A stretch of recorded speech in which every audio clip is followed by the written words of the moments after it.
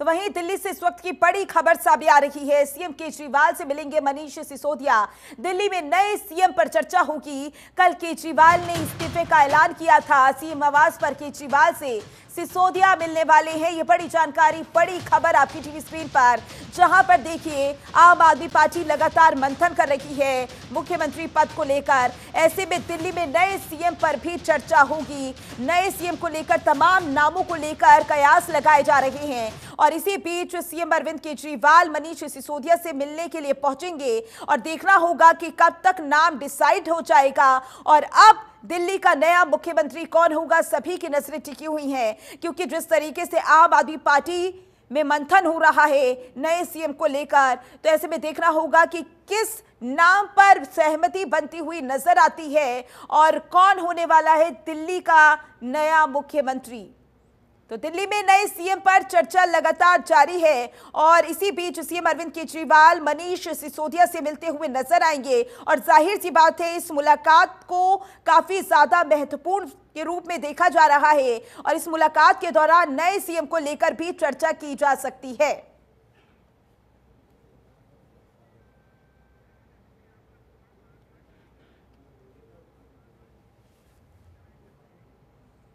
और सीधा आपको लेकर चलेंगे जहां सौरभ भारद्वाज प्रेस कॉन्फ्रेंस कर रहे हैं। क्या कुछ कह रही हैं आपको सुनवाते हैं।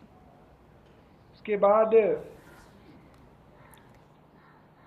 मोटे तौर पे जनता के बीच में जो बातचीत है वो ये है कि भारतीय जनता पार्टी को लेकर जबरदस्त नाराजगी है और नाराजगी इसलिए कि उनके द्वारा चुने हुए मुख्यमंत्री, जिस मुख्यमंत्री ने आईआईटी पास किया, आईआरएस का एग्जाम पास किया, इनकम टैक्स कमिश्नर थे, नौकरी को छोड़ के 10 साल तक झुग्गियों के अंदर समाज सेवा की हो, मुख्यमंत्री रहते हुए भी लगातार संघर्ष किया हो, लोगों को मुफ्त बिजली दी हो, पानी दिया हो, अस्पताल दिए हो, स्कूल दिए हो, मोहल्ला क्लिनिक दिए हो, बुजुर्गों को मुफ्त तीर्थ यात्रा दी हो, महिलाओं को मुफ्त बस यात्रा दी हो, ऐसे मुख्यमंत्री के पीछे भारतीय जनता पार्टी ने अपनी सारी ताकत लगा दी।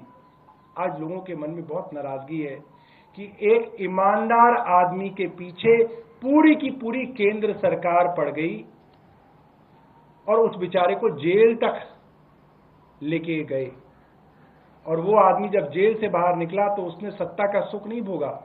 उसने कहा कि मैं अब जनता की अदालत में जाऊंगा, जब तक जनता नहीं कहेगी तब तक इस मुख्यमंत्री की कुर्सी पर नहीं बैठूंगा। कई चर्चाएं हो रही हैं, अलग अलग चर्चाएं हो रही हैं। कुछ लोग तो ये कह रहे हैं कि सर सतयुग में सुना था भगवान राम ने परिस्थितियोंवश राजगद्दी का त्याग किया था और 14 साल के वनवास पे चले गए थे। अयोध्या की सारी जनता रो रही थी, बिलख रही थी कि राम आप मत जाइए, आप इस सिंहासन पे बैठिए, मगर मर्यादा के कारण, परिस्थितियों के कारण राम उस सिंहासन को छोड़ के चले गए और 14 साल के वनवास पे रहे और उनके पीछे जिसको वो सिंहासन मिला, भरत उनके भाई, वो भी उनके खड़ाव रख के इंतजार करते रहे कि राम वापस आएंगे तो अपना जो है काम संभालेंगे। अरविंद केजरीवाल राम नहीं है, राम तो भगवान थे। भगवान राम के भक्त हनुमान और हनुमान के भक्त अरविंद केजरीवाल जी हैं। वो तो राम से तुलना नहीं की जा सकती। मगर जिस मर्यादा के नाम पे सतयुग में भगवान राम ने अपना सिंहासन छोड़ा था, आज ऐसा उदाहरण दिख रहा है कि एक मर्यादा के नाम पे, एक नैतिकता के नाम पे, एक जनता के हाथ में अपनी पूरी की पूरी बागडोर देने के नाम पे अरविंद केजरीवाल ने इस्तीफा दिया है और अरविंद केजरीवाल जी ने कहा है जनता वापस बिठाएगी तो इस कुर्सी पे बैठूंगा, वरना इस कुर्सी पे नहीं बैठूंगा। बहुत बहुत धन्यवाद। आपके पास कोई प्रश्न हो तो आप पूछ सकते हैं। सौरभ जी, कल सीएम ने ये भी कहा था कि वो और मनीष दोनों में से कोई सीएम नहीं बनेंगे नेक्स्ट सीएम, लेकिन नेक्स्ट सीएम कौन होंगे इसको लेके बहुत चर्चा है। कम से कम इतना बता दीजिए, जो कैबिनेट में आप लोग हैं उन्हीं में से होंगे या कोई और नया चेहरा होगा, क्या कोई रणनीति बनाई गई है? मैं आपको बताऊं, आपको जितनी जानकारी है उतनी ही मुझे जानकारी है। आप जैसे कयास लगा सकते हैं, मैं भी वैसे ही कयास लगा सकता हूं। मगर आपका कयास लगाना ठीक है, मेरा कयास लगाना ठीक नहीं है, क्योंकि मैं उसका स्टेक होल्डर हूं। इसलिए जो है अभी तक मैं आपको ये बता सकता हूं कि इसके ऊपर कोई चर्चा नहीं है। जैसे ही चर्चा होगी सबसे पहले आप ही को बताना, और कहां बताएंगे बताओ, आप ही को तो बता के माध्यम से राष्ट्रपति को अपना क्लेम देंगे, क्योंकि कोई ऐसी दिक्कत नहीं है। हमारे 60 विधायक हैं, तो जाहिर सी बात है उनको बुलावा आएगा, और जब वो बुलावा आएगा तो फिर वो जो है अपनी शपथ लेंगे। तो इस तरीके का है, और मुझे लगता है कि ज्यादा दिन नहीं, 1 हफ्ते के अंदर ये सारी की सारी प्रक्रिया हो जानी चाहिए। विधानसभा का एक्शन प्लान क्या होगा, किस तरीके से वो काम करेंगे, क्या कुछ है? अब तो भाई जो आएंगे वही काम करेंगे, वही एक्शन प्लान बताएंगे। अगर एक्शन प्लान भी मैं ही बना दूं उनका, तो फिर कैसे चलेगा? अच्छा, एक ये भी कहा जा रहा है कि अरविंद केजरीवाल ये कह रहे हैं कि जनता के बीच में जाएंगे, जनता से ईमानदारी का सर्टिफिकेट मिलने के बाद वो सीएम की कुर्सी पे रहेंगे।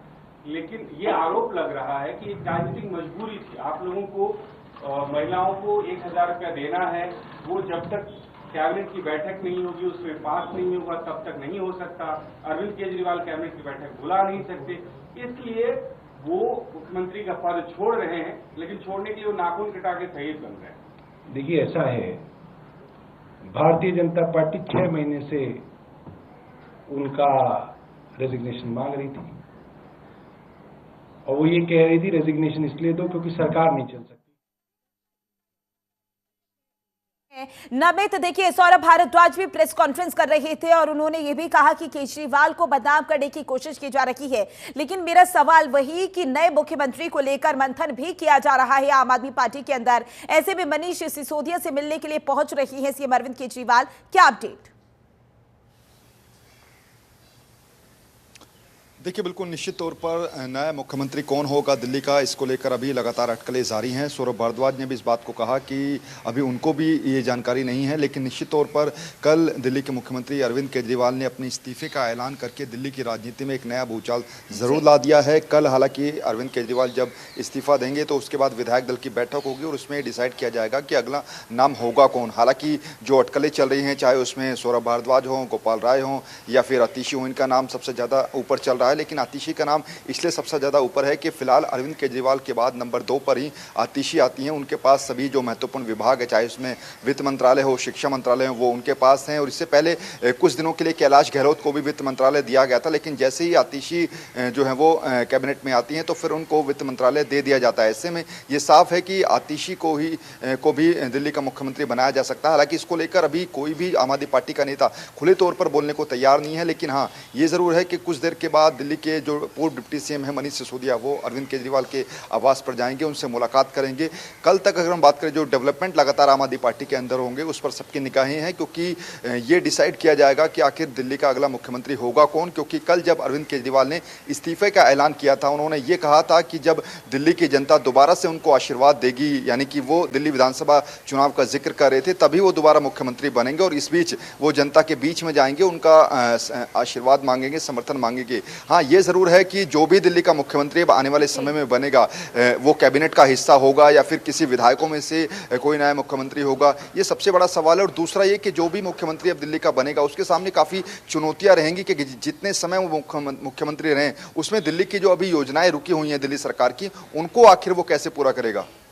बिल्कुल नमित, देखना होगा कि जो योजनाएं रुकी हुई हैं उसे किस तरीके से पूरा किया जाएगा, क्योंकि जाहिर सी बात है नए मुख्यमंत्री भी, जो चेहरा सामने आने वाला है नया मुख्यमंत्री का, वो भी बहुत ज्यादा मायने रखता है, क्योंकि चुनाव भी है। ऐसे में एक नए चेहरे के साथ चुनाव लड़ना कितना ज्यादा असर होगा आम आदमी पार्टी पर, यह देखने वाली बात होगी। लेकिन नमित देखिए, सुनीता केजरीवाल के नाम पर भी जो चर्चा हो रही है वो बहुत ज्यादा हो रही है। ऐसे में अगर सुनीता केजरीवाल को मुख्यमंत्री बनाया जाता है तो क्या आम आदमी पार्टी में सब कुछ ठीक रहेगा जैसे अभी तक चलता आया है?